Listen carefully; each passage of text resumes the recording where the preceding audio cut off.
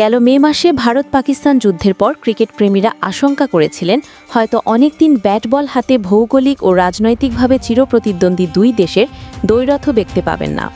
সেসব ক্রিকেট প্রেমীদের জন্য সুখবর যে আসন্ন এশিয়া কাপে মুখোমুখি হতে যাচ্ছে ভারত ও পাকিস্তান। ভারতীয় গণমাধ্যম টাইমস অব ইন্ডিয়া এক প্রতিবেদনে জানিয়েছে, আগামী সেপ্টেম্বরে হতে যাওয়া এশিয়া কাপে একই গ্রুপে পড়তে যাচ্ছে ভারত পাকিস্তান। অর্থাৎ দীর্ঘদিন ধরে প্রতীক্ষিত এই হাই ভোল্টেজ লড়াইয়ের সম্ভাবনা কুকি দিচ্ছে। এই সম্ভাবনা তৈরি হয়েছে ঢাকায় অনুষ্ঠিত এশিয়ান ক্রিকেট কাউন্সিলের বার্ষিক সাধারণ সভায় ভারতীয় ক্রিকেট বোর্ডের কর্মকর্তারাও অনলাইনে অংশ নেন। ভারতীয় আরেক গণমাধ্যম ইন্ডিয়া টুডে জানিয়েছে, ভারত ও পাকিস্তানকে একই গ্রুপে রাখার পরিকল্পনা চলছে।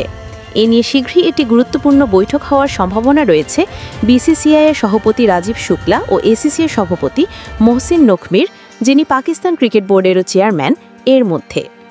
সেই বৈঠকে টুর্নামেন্টের ম্যাচ সূচি ও ভেন্যু চূড়ান্ত করা হবে।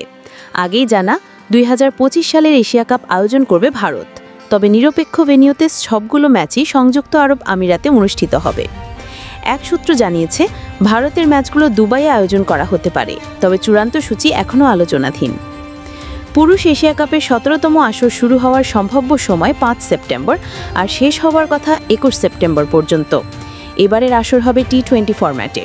অংশগ্রহণ করবে 8টি দল: ভারত, পাকিস্তান, আফগানিস্তান, বাংলাদেশ, শ্রীলঙ্কা, সংযুক্ত আরব আমিরাত, ওমান ও হংকং। দলগুলোকে দুটি গ্রুপে ভাগ করা হবে। প্রতি গ্রুপে 4টি করে দল থাকবে। ভারত ও পাকিস্তান যদি একই গ্রুপে পড়ে, তাহলে গ্রুপ পর্বেই তাদের মধ্যে একটি ম্যাচ নিশ্চিত হবে।